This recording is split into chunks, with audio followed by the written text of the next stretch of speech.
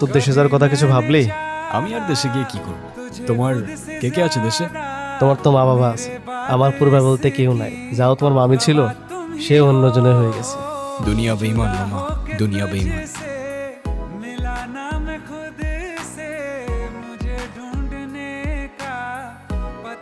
তো শেষ পর্যন্ত খুঁজে নিলাম আমি তোমার। হ্যালো, কে? কোথায় তুমি? তোমাকে 2 দিন ধরে কল দিয়ে যাচ্ছি আমি। তোমার ফোন সুইচ অফ কেন? আর এটা কার নাম্বার? আমারই নাম্বার, আমি তো চলে আসছি। কোথায় চলে আসছো? কেন, বাংলাদেশ?